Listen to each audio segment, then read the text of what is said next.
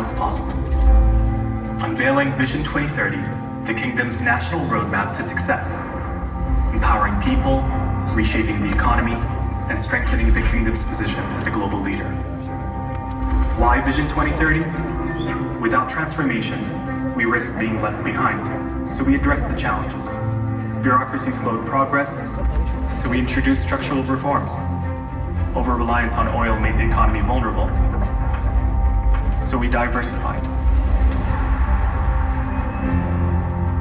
Vast natural resources were underutilized, so we unlocked their $2+ trillion potential. Today, we're an investment powerhouse at the heart of the Arab and Islamic worlds. A hub connecting 3 continents. These strengths power our 3 pillars: a vibrant society, enriching lives and sharing our culture with the world; a thriving economy, fueled by innovation and opportunity; an ambitious nation, leading with purpose and shaping the future. To ensure real measurable progress, we translated these pillars into strategic objectives and launched delivery vehicles. Vision realization programs to accelerate progress, break silos, and maximize impact. National strategies to drive sector expansion and regional growth.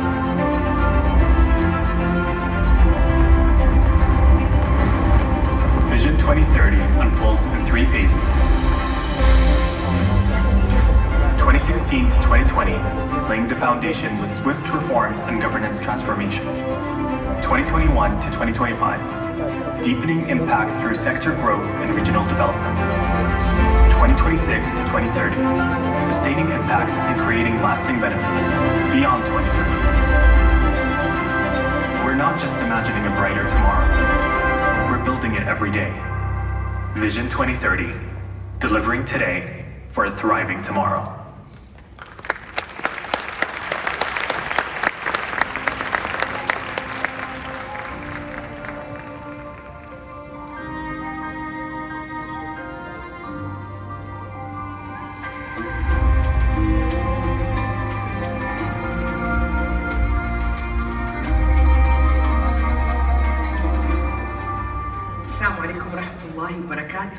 Konnichiwa.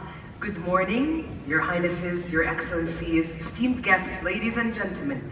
Hello and welcome to the Saudi Vision 2030 Forum. What a spectacular start, from the incredible energy and performance of Saudi Turuk to the powerful opening video that set the stage for our conversations ahead. Together, they remind us of the creativity, culture, and ambition that define Saudi Arabia's Vision 2030. Please join me in giving a big round of applause to Saudi Turuk for their performance and for welcoming us into Expo Hall.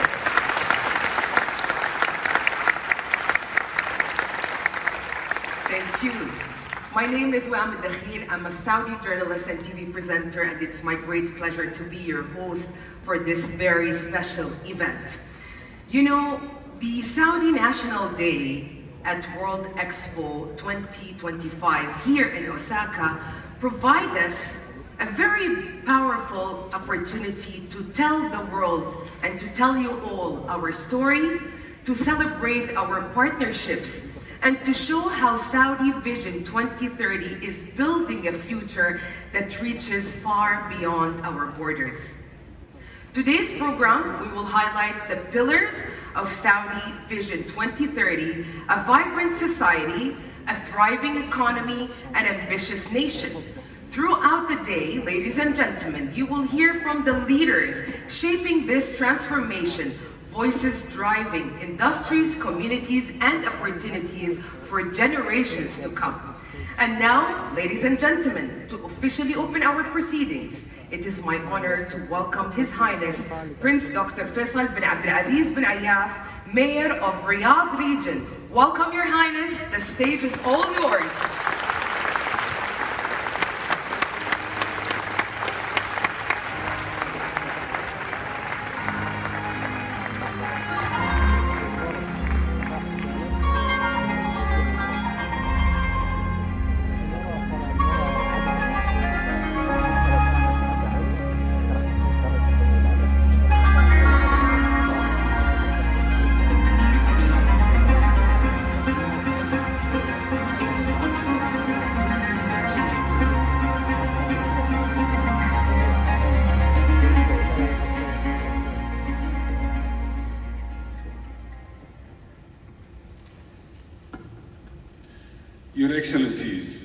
ladies and gentlemen, esteemed guests, distinguished colleagues and partners, Assalamu alaikum wa rahmatullahi wa barakatuh.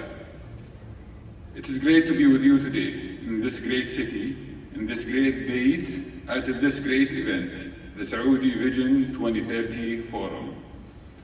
70 years ago, in 1955, our two countries officially established diplomatic ties. 70 years is a very long period of time. As a point of reference, at Expo 1955 in Sweden, where countries showcased their cutting-edge technologies, the most advanced piece that amazed everyone was the microwave. At that time, this was the symbol of innovation and progress. A lot has happened in those 70 years. As with the evolution of technology, relations between our two nations have grown over these decades, with great promise for the coming 70 years. Saudi and Japan's relationship can be categorized across three paths. The first phase of our relationship, from 1955 to 1975, was the initiation of when our diplomatic ties and trading relationships were established. The second phase, which ran from 1975 until 2015, evolved the relationship from deepening trade to strategic collaboration and collective knowledge sharing. Since 2015, we are now in the third phase, one which both our countries are increasingly looking to the future, where similar development trajectories with the two great nations bring us close to each other in a similar journey. In 2016, Saudi Arabia and Japan both identified the need to launch a long-term strategic direction for their respective societies. Japan's vision for Society 5.0 and Saudi's Vision 2030, which is the topic of our discussion and collaborations here today. Focused on transformation, Vision 2030 aims to develop a vibrant society, a thriving economy, and an ambitious nation, supported by a mix of vision realization programs and commissions, and including a number of historic and ambitious projects, of which you will hear many of their stories and ambitions today. Through Vision 2030, Riyadh is the city today defining the future once again. A city transforming at a pace and scale rarely seen in modern history, based on numbers, but mostly based on insights from the ground. Through Green Riyadh, for example, we are planting 7.5 million trees in 1 decade. Through King Salman Park, we are opening within the year the first phase of what will be the world's largest urban park. Through our metro system, we just celebrated 100 million passengers within the first 9 months of operation, to what was the history's largest project on one single piece of infrastructure. Through Vision 2030 Quality of Life program, we are designing cities, spaces, and societies that enhance well-being, culture, and innovation. Through iconic projects such as Dir'iyah, Giddiya, New Murabba, and King Salman Park, we are reimagining city building and the way urban spaces are created, binding heritage with modernity, and imagination with global impact. And as we rise in every global ranking for cities, our ambition only grows, and our target grows even higher. Ladies and gentlemen, in Saudi Arabia, we approach our transformation as a collective project, as we seek partners from all over the world to work with us. In Japan, we are increasingly turning to opportunities abroad for growth. Recognizing these synergies, in 2017, the two great nations launched the Saudi-Japan Vision 2030, a landmark bilateral initiative that binds our futures together. Today, across more than 80 joint projects spanning clean energy, digital transformation, artificial intelligence, and healthcare, that vision is bearing fruit. Our economies are becoming more open, dynamic, interconnected with foreign direct investment, and playing a central role in shaping the next chapter. Ladies and gentlemen, 70 years is indeed a long period of time. Today, as we stand here in the great city of Osaka, the world has moved on considerably since the invention of the microwave. The Expo here in Osaka and our world is increasingly defined by artificial intelligence, robotics, clean energy, and digital cities. As we prepare for our turn in Expo 2030 in Riyadh, even now, it is very difficult to know for certain what the defining technologies will be. But what I do know is that Saudi Arabia and Japan stand at the cusp of the new era. This decade, Expo 2025 in Osaka and Expo 2030 in Riyadh will put both our nations at the forefront of global exchange, solving international challenges and developing innovative sustainable technologies and helping shape tomorrow's multilateralism. With the strength of our history behind us and the momentum of our present, this partnership is poised to do many great things together. I want to thank the people of Japan and the city of Osaka for your warm welcome and enduring friendship, and I look forward to welcoming you all in Riyadh for Expo 2030, if not before. Thank you very much.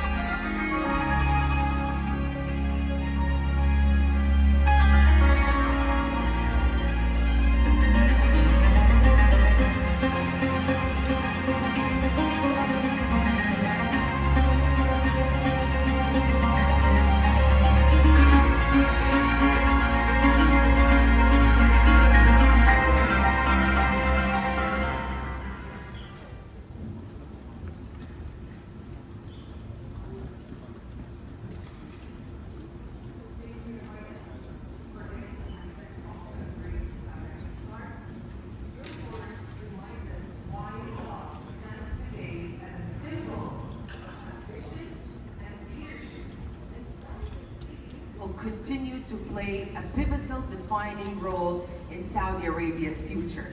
With that spirit, ladies and gentlemen, we now move into our first discussion, one that speaks to the foundation of all the progress. We're talking about the people.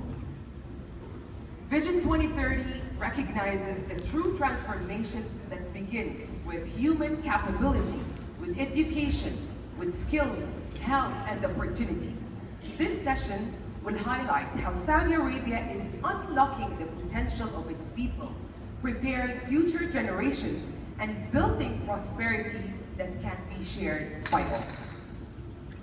To guide us through this important panel discussion, please join me in welcoming our moderator, Malak Sabahi, Senior Creative and Content Manager of the Human Capability Development Program, Saudi Arabia, with her esteemed panelists. Welcome all. I pass the mic to you, Malak. A big round of applause, ladies and gentlemen. Thank you so much.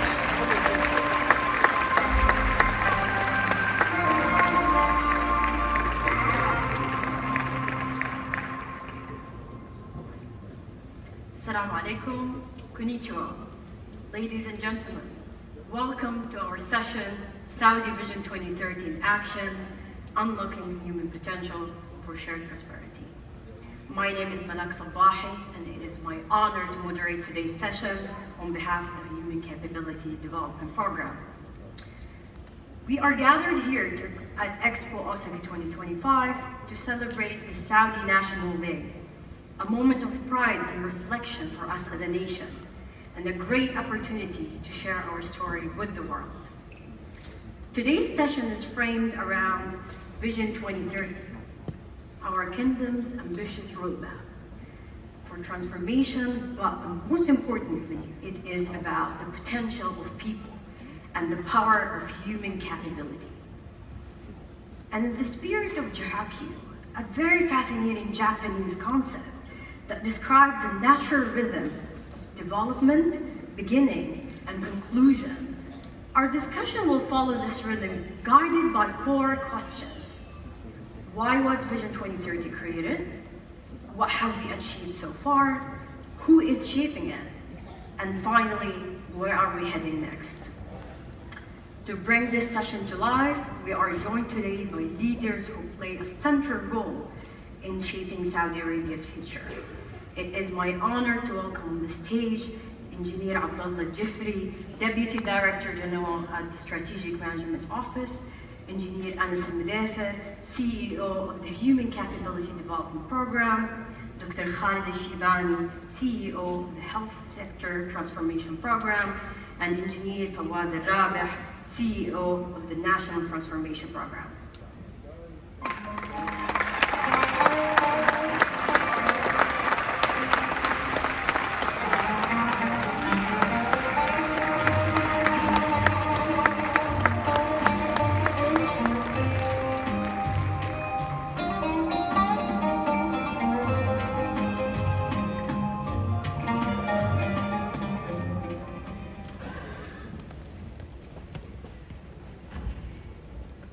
Welcome to our session.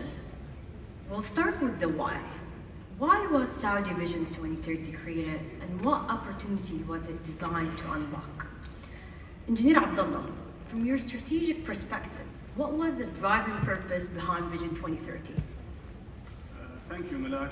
First of all, I would like to express how happy I am to be here today. This is my first visit to Japan. Although I had the chance to work with many Japanese colleagues throughout my career, this is the first time I had the opportunity to visit this great country. And I would like to therefore thank the organizers of this event for inviting me here and allowing me to visit Japan. In order to understand the purpose behind Vision 2030, we need to go back to the start. It all started back in 2016, when the country's leadership determined the need to transform the economy for the better of our people. And in order to do that, we had to address a number of challenges, from structural challenges such as bureaucracy that limited the potential of the government to execute against its targets, but also impacted the competitiveness of the private sector. Our economy was reliant on a single resource that exposed us to the volatility of oil prices, and we had untapped resources, whether natural or human resources.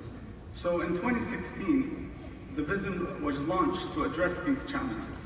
It was a vision for a better future, and it was also based on our natural strengths. So whether it's our location, a hub connecting the 3 continents, whether it is our strength in terms of being the heart of the Islamic and Arab world, but also our ability to leverage our resources to be an investment powerhouse. And like any transformation, the success comes from the fact that it was based on the pillars of our economy, our people and society, and our ambitions as a nation. When the vision was launched, we had to also translate it into delivery vehicles. These were cross-ministerial programs that allowed collaboration to achieve common objectives. And among these programs and VRPs is the Human Capability Development Program, the Health Sector Transformation Program, and the National Transformation Program, whose CEOs are with me today to share their stories. So in essence, Vision 2030 was a call to action for all. And it was an opportunity for everyone to contribute to a better future rooted in our tradition. And I think this is a concept that Japan understands very well. Thank you so much. Thank you so much, Engineer Abdullah. I want to build on that from a different perspective. Engineer Anas, how did this purpose translate into focusing on human capability? Thank you, Malak, and thanks for the organizer for this great event today. It's always great to be back in Japan. This is my 3rd time. First time for business. Previous times were holiday with the family. Every time I'm in Japan, I go back with great memories, an extra few kilos in my weight, thanks to the great food that we have in Japan. So, as Engineer Abdullah mentioned, the vision was, a call for action to transform every opportunity in the Saudi nation, whether in the economy, in the society, and other things. We have strategies, we have programs to realize those objectives, and there is one fuel to drive those objectives. It's the human, the Saudi citizen, the human capability of the nation who are going to drive and achieve those objectives. So capability is or human capability is the fuel for this execution. In order to do that, we designed the Human Capability Development Program, which is a long-term national strategy to drive the agenda of the Saudi citizen. Human capability is not human capital, so we look at it from a wider perspective, from birth all to post-retirement. And we focus on three main components. Values, and this is something we share with the Japanese culture. We are a culture of strong values, and also skills, and this is an ever-changing landscape. We need to keep up with the changes in the labor market. And lastly, knowledge, and with the today technologies and tools, we need to teach people the skill of accessing the right knowledge. And we looked at it from a wide perspective. So we need to make sure that we have the right foundation base in our education system. We need to also prepare our students to the future labor market. And lastly, but not least, is also making available opportunities for lifelong learning. Upskilling, reskilling is essential.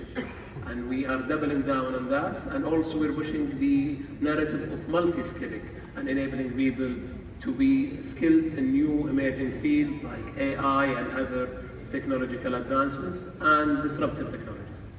Thank you. Thank you so much, Engineer Anas. That gives us a really strong foundation to move to our next question, which is the what. What have been the most significant achievement of Vision 2030 so far?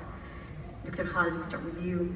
Within the Saudi health sector, how has this transformation improved citizens' lives? Thank you, Malak. It's really a pleasure to be here again. My last visit to Osaka was about 30 years ago, so lots have changed since. Under Vision 2030, Saudi Arabia has embarked on the largest health system transformation globally. This transformation touched the basis of any health system components, from governance to public health, to care delivery, workforce, to research and education. We have tackled it in an all-government approach. Thereby, we have seen actually quite amazing results in a short period of time. I give an example. For instance, one of the targets set when we started back in 2016 was to achieve an average life expectancy of 80 years by 2030. Last year, we achieved 79.7 years of life expectancy, 4 years before the target date. And of course, the team of the Strategic Management Office will advance and give us more challenging targets since we achieved that already. Other examples that we've embarked on is the level of road fatalities from road accidents, which has been quite a problem previously, have been more than halved in this last 6 or 7 years. We have expanded the utilization of primary care and access to the population through Sahati application, which is an app, a health app, that provides almost on-demand consultations. We have reduced the waiting times on critical conditions across the country, and to that effect, we have seen, along with that, an improved patient satisfaction rate. Thank you. Thank you so much, Dr. Khalid. These are absolutely fascinating numbers. We want to hear from you, Engineer Fawaz, from a national transformation point of view. What are key social and economic changes stands out to you? طيب السلام عليكم konnichiwa and good morning. Well, a lot has happened in the kingdom for the past 10 years. It's going to be very difficult for me to go over everything that has happened in the allocated period of time. So basically, I'm just going to focus on the digital economy. So in our efforts within the program to grow the digital economy, we focus on the four main enablers, which are infrastructure, e-services, human capital, and support for startups. So starting with infrastructure, today in Saudi Arabia, 100% of the kingdom is covered with basic internet services. 99% of the kingdom is covered with 4G. Most governance within the kingdom is covered with 5G. And we have more than 3.8 million homes covered with fiber optics. This increased the average speed, download speed in Saudi Arabia from around 9 megabits per second in 2017 to more than 200 megabits today. This obviously enabled us to provide government e-services, e-commerce, telemedicine, remote work, and remote education, which brings me to the second pillar, which is e-services. So in the kingdom, we have around 6,000 services. 97% of them are fully automated. If you allow me just to give one example with judicial services, so today around 90% of judicial food services are fully automated. This actually saved 88 million trips from and to judicial facilities annually. So 88 million, which obviously has a profound impact on people's life and traffic congestion. It also reduced the lifespan of cases by more than 80%. Moving on to the third pillar, which is human capital. So we established the Saudi Digital Academy, which focuses on future technologies such as AI, cloud computing, big data, blockchain, and so on and so forth. And more than 17,000 actually benefited from these programs. Then we have the fourth pillar, which is support for startups. That's why we established CODE, which is the Center of Digital Entrepreneurship. It supports founders and startups since inception until they become hopefully unicorns. We supported around 790 companies, and in fact, 5 of them actually became unicorns. If you bring all of this together, you can see why Saudi Arabia has advanced in international KPIs. So if you look at the UN E-Government Development Index, in 2024, we reached number 6 worldwide, and the second among the G20. Our friends in South Korea, they occupy the first spot, and hopefully we can do better than them before 2030. Thank you so much, Engineer Fawaz. Could you please give us an example for a Saudi unicorn company? Okay, I think a prominent example is Jahiz, which is equivalent to Uber Eats, probably over here. Thank you so much. Engineer Anas, from the human capability development perspective, what results are you most proud of? Well, we're proud of all the achievements that have been achieved by the vision, but one thing that struck me the most is the youth commitment. The youth are embracing the vision, embracing the opportunity that is offered by the vision, whether it's in emerging new sectors and opportunities for upskilling and reskilling, and even the scholarship program, and we have achieved numbers that we've never achieved before. So, for example, on the scholarship program, we have now more than 2,500 Saudi students studying in the Ivy League schools in the US, and we've never had that number compared to the population of Saudi Arabia. More than 12,000 studying worldwide in top 200 university, and most of them are youth. Also in the upskilling and reskilling, we launched an initiative called MicroX. MicroX is a digital platform allowing people to upskill, reskill, and multi-skill themselves through online micro degrees, micro and nano degrees that are provided by global and local providers. And we've been amazed by the number of applicants and the traction that this has made, especially in new areas.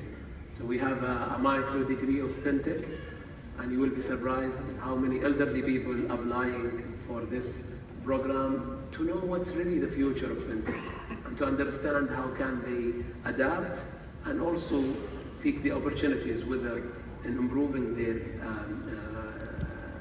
opportunities in the labor market, or also utilizing the opportunities that are going to be created in the entrepreneurial ecosystem out of that field. So those are a few examples. One thing that we really focus on, and we're very proud of the movement that has happened, is enabling a better prediction system for the labor market.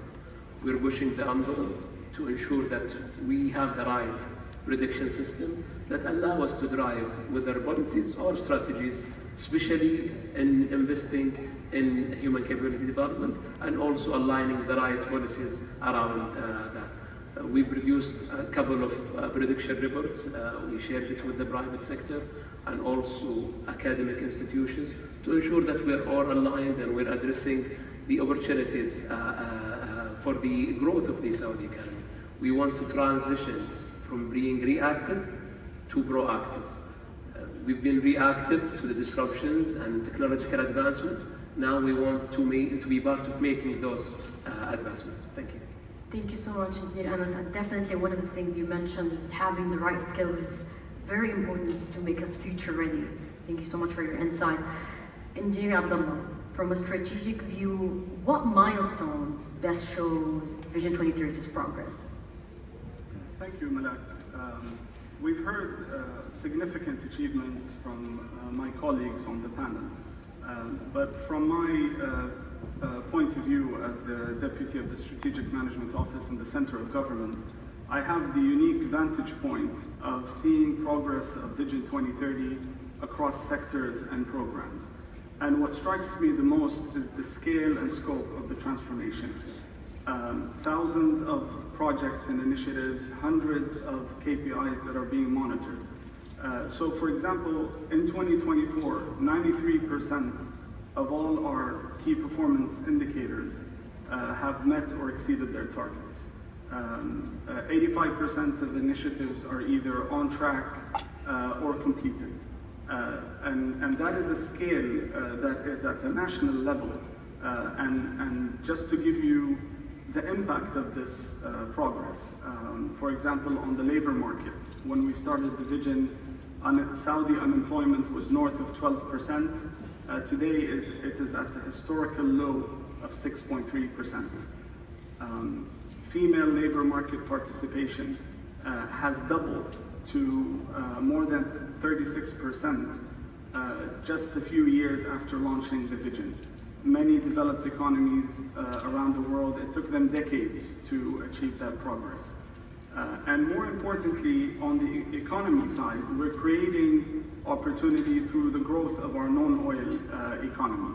Over the last 3 years, our non-oil GDP has grown by more than 4% on an annual basis, making us one of the fastest growing economies in the G20.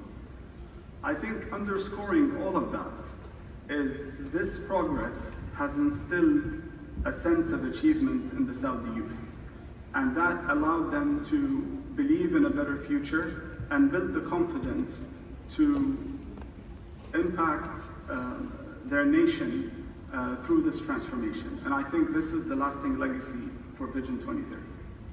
Thank you so much, Engineer Abdullah. That gives us a really great perspective of what has been achieved so far. That brings us to our third section of the day. Who? Who are the Saudis whose journey best reflect the spirit of Vision 2030? We'll start with you, Engineer Fawaz. What success stories do you see among entrepreneurs, women, or young, the youth in Saudi seizing new opportunities? Okay, so I covered entrepreneurship partly in my previous answer, so I'd like to elaborate on the point that my colleague Abdullah made regarding women participation in the workforce. So since the beginning, we focus on policy reforms just to try to get to gender equality. So we were able to get equality in opportunities, equality in pay. We also had some specific initiatives targeted towards women. So one of them was the parallel training initiative, so basically on-job training.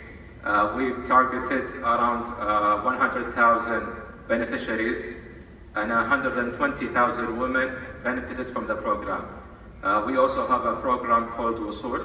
Basically, it provides support for women commuting to and from work, and more than 150,000 women benefited from the program in 2024 alone. We also developed a program called Barra, which provides child care services for working mom, and more than 30,000 women benefited from the program in 2024 alone. We also have more general initiatives targeted to both genders, but women benefited from them more. One example is the freelancing platform. It issued actually more than 500,000 certificates in 2024, and we have the flexible work and the remote work platforms, which issued combined more than 70,000 contracts in 2024. Yes, our women participation in the workforce doubled, exceeding our 2030 target. However, we want to see more. We want to see women in leadership positions. That's why we also measure women in management positions. It increased, it was 28% in 2017, and today it's more than 44%. I also would like to talk about volunteering. So in Saudi Arabia, we established the National Volunteering Platform, which is basically, it provides an Uber model connecting supply and demand. Our 2030 target was to reach 1 million volunteers. Last year, I'm happy to report that we reached 1.2 million volunteers. By the way, these are unique annual volunteers, so it's not cumulative in 2024. Thank you so much, Engineer. It's really great to hear about female empowerment in numbers. Thank you so much. We would like to hear more about the health sector and some of the success stories in the health sector. Dr. Khalid, could you please share an example of how healthier citizens are now living longer and fuller lives? Yes, sure. The impact is visible to every citizen in the population. We have now implemented the National Saudi Model of Care, which emphasizes wellness, early detection of disease, and prevention of disease. We have, in Saudi Arabia, actually is amongst the few countries that utilize an all-government approach, which is called the Health in All Policies. So legislations are issued for the sake of maintaining the population healthy and viable. Examples of such, we pass laws reducing the salt content in diet, or prohibiting altogether the polysaturated fats, introducing sin taxes on sugary drinks and other similar activities. We have also other national programs that focuses on the quality of life. Actually, a visualization program is specifically addressing that. So the quality of life program addresses improving the quality of life in the population, introduced new culture, art, social activities, but also sports.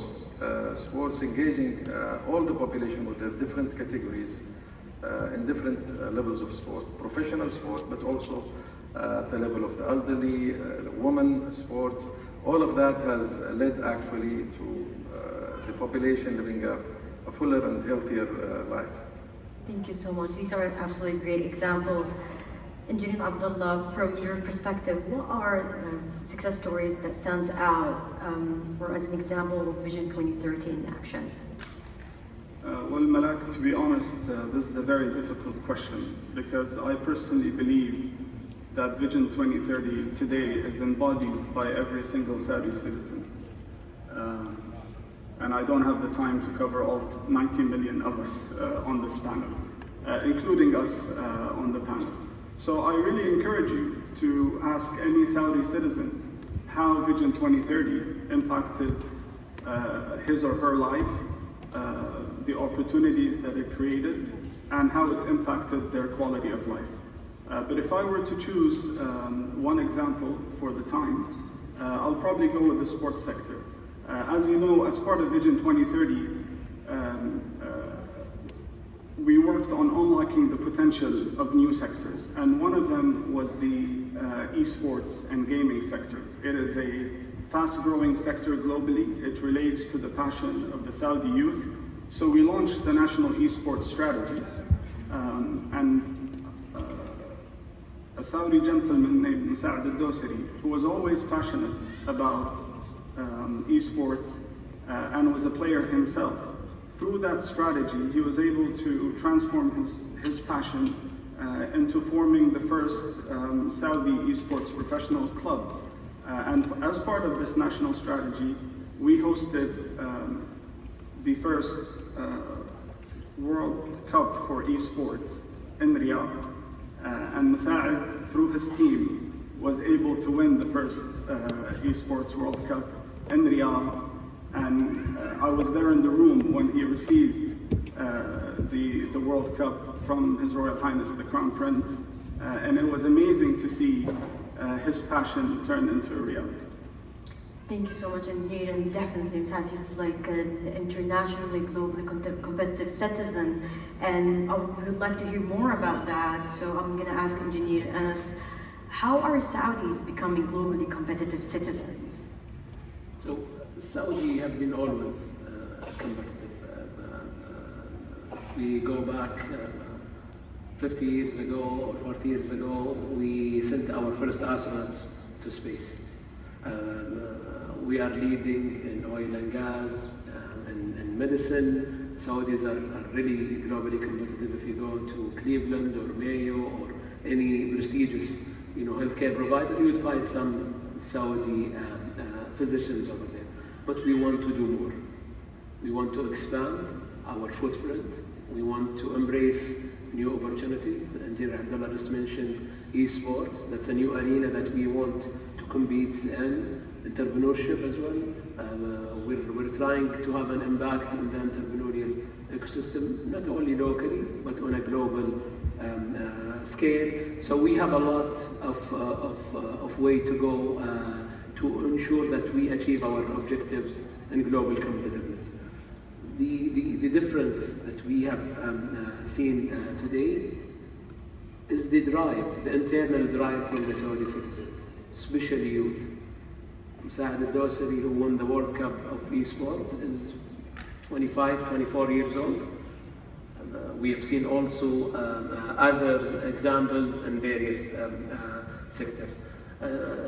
One more example on the entrepreneurship and fintech especially.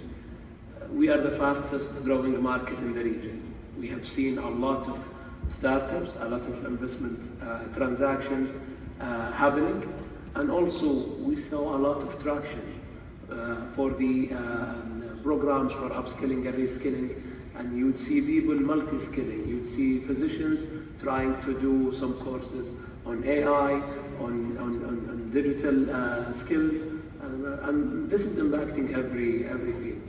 A few months back, we celebrated the first heart transplant operation that was done using robots. And most of the medical team was Saudi physicians. So this is something that we want to expand and ensure that we address every opportunity in the global economy. Thank you. Thank you so much, Engineer, and I bet there's more and more successful stories and globally competitive citizens. Thank you everyone for these great stories and inspiring vision, reflection. This brings us to the fourth section, which is the what. What does the future of Saudi Arabia look like under the vision? We'll start with you, Engineer Abdullah.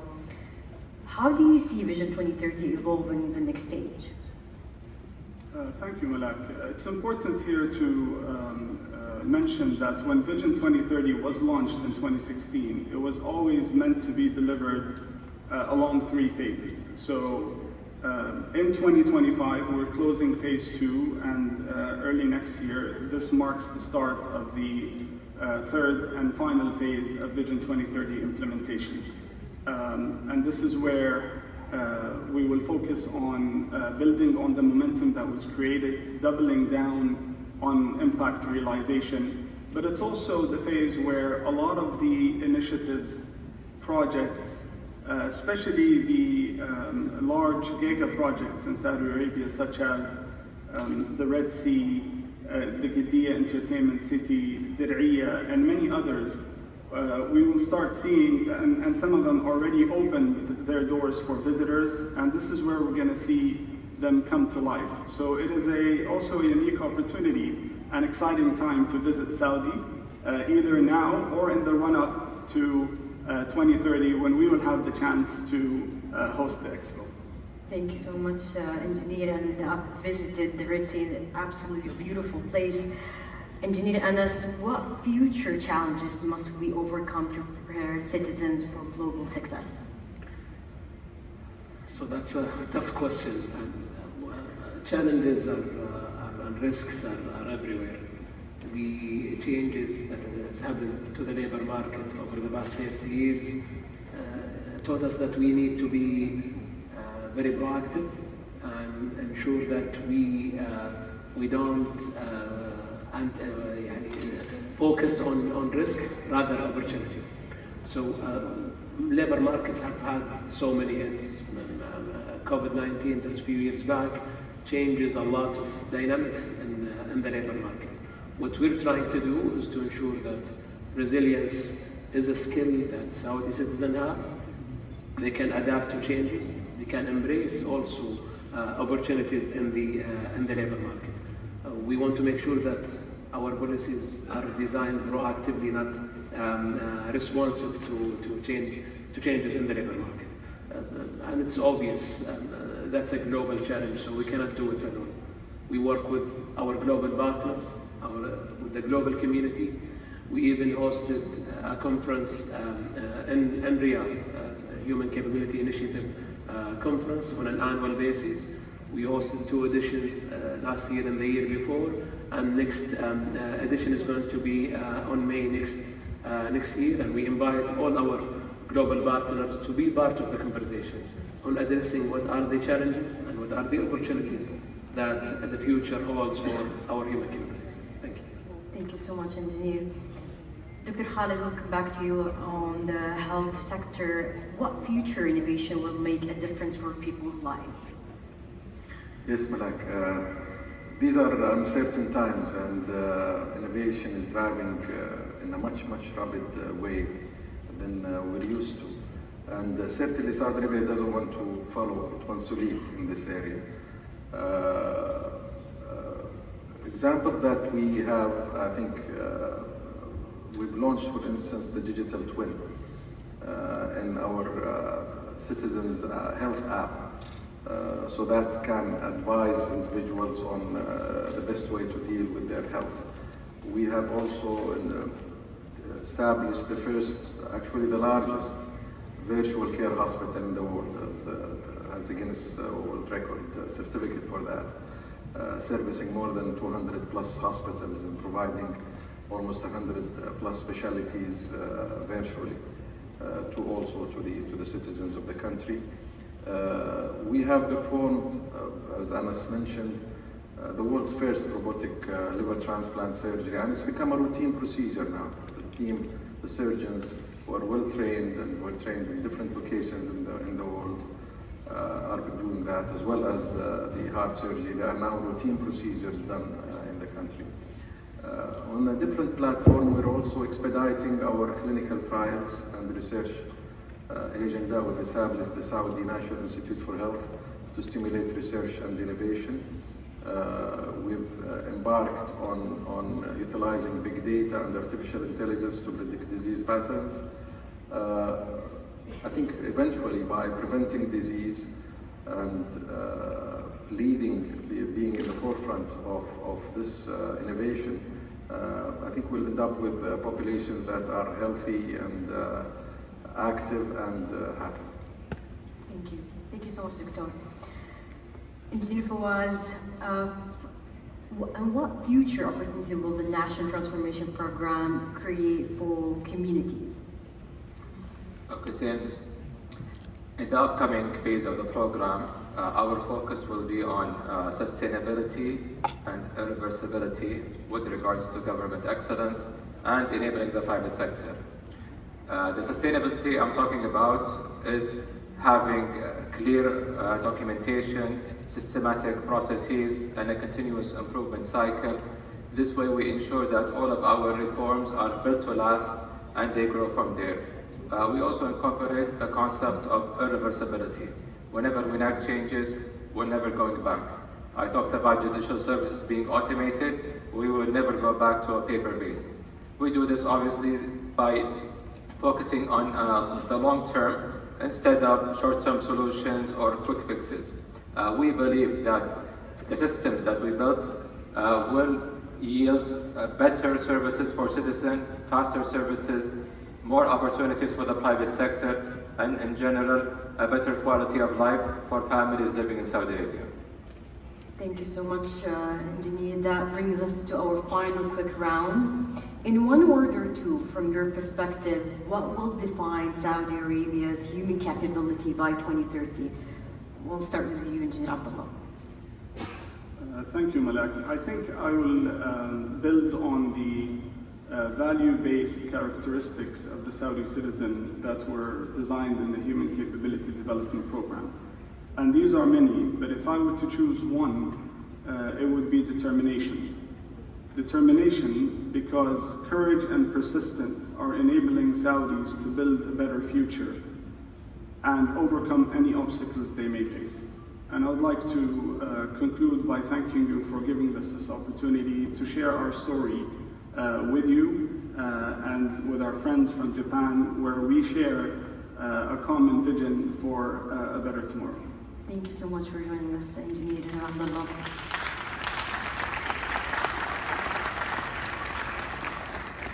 Engineer Anas. So if I had to choose one word, is confidence. Especially in youth. Fearless Saudis are not leaving a stone unturned and utilizing every opportunity the Saudi economy is offering. Thank you. Thank you, Engineer Anas. Dr. Khalid, please. Well, from a health perspective, I guess we're investing a lot in having a healthy population. So it will be healthy aging. Amazing. Thank you so much, Dr. Engineer Fawaz. I would say sustainability and irreversibility. Thank you so much. Ladies and gentlemen, we began by Hear exploring the vision for one of Saudi Arabia's most ambitious transformational projects, a global hub for business, travel, tourism, and culture. Well-being of every citizen and resident. This is the heart of our vision. A society built for people to thrive. That's why we're deepening our roots, grounded in the true values of Islam, proud of our heritage, and unified by culture. As the heart of the Arab and Islamic world, we welcome millions of pilgrims and share our values with the world. This deep connection to our history shapes our future. And when our foundations are strong, well-being follows.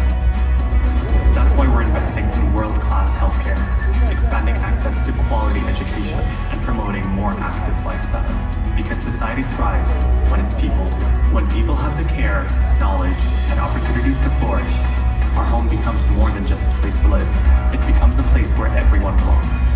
A reality where well-being is woven into daily life, where people live longer, healthier, and more fulfilled lives.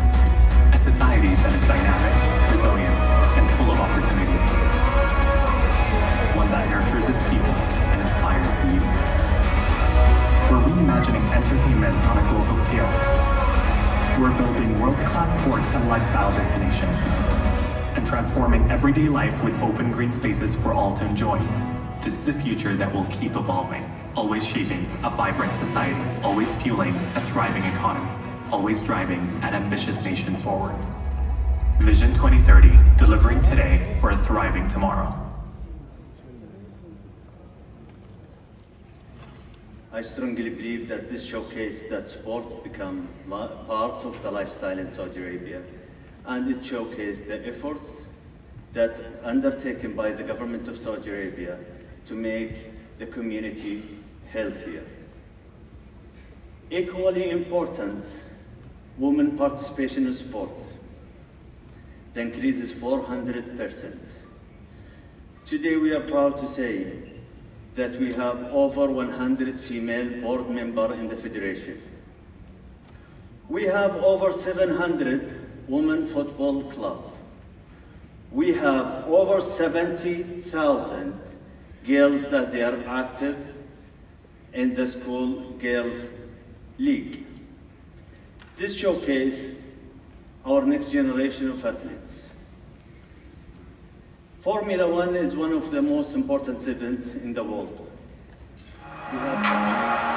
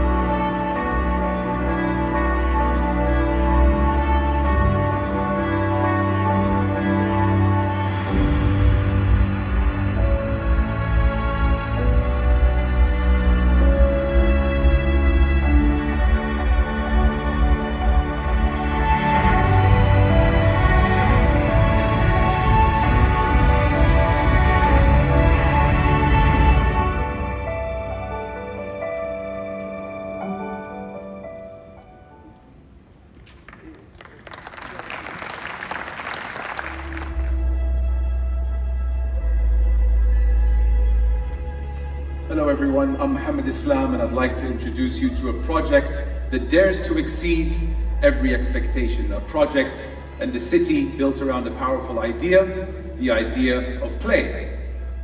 Why build a city around play? Because play is the foundation on how we connect. It sparks creativity, it fuels ambition, and it bridges cultures. Play is a universal language and now is the foundation of an exciting city in Saudi Arabia.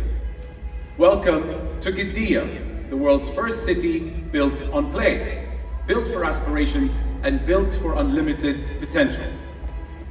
This is a bold undertaking of firsts, a multifaceted city where entertainment, sports and culture embodies the promise of Saudi Vision 2030. Let's take a deeper look. The city is on a scale that we've never seen before. More than 360 square kilometers, built entirely for play. And just to put it into perspective, that's around 90,000 Tokyo domes. Located just 40 minutes from Riyadh, the capital of Saudi Arabia, it's close enough to arrive with ease, yet vast enough to really feel like another world. The new city will be a thriving community of 500,000 residents, with hundreds of thousands of jobs, galvanizing the kingdom's entertainment and tourism sectors. Giddiya's a bold commitment to transform ambition into reality. With more than 400 attractions, Giddiya will offer a world of wonder all in one place. From record-breaking thrills to global sporting stages to a cultural renaissance, this is the future being built today. This is Giddiya. Now let's see that vision come to life.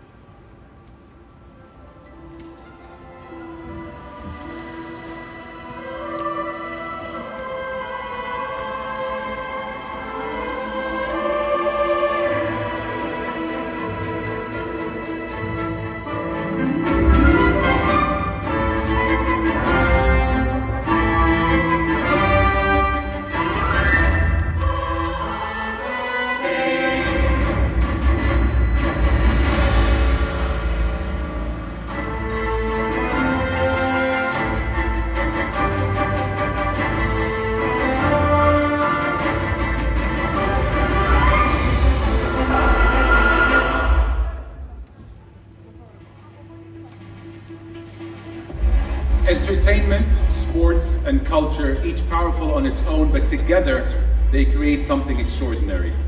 And this isn't just a dream. Giddiya city is rising as we speak. Cranes moving, foundations set, the future is taking shape today. This is the kingdom's future, a place where possibility lives and play never ends. We invite you and the world to come play with us. Join us in Giddiya City 2030. And to commemorate this, we would like to invite the Adobe dancers.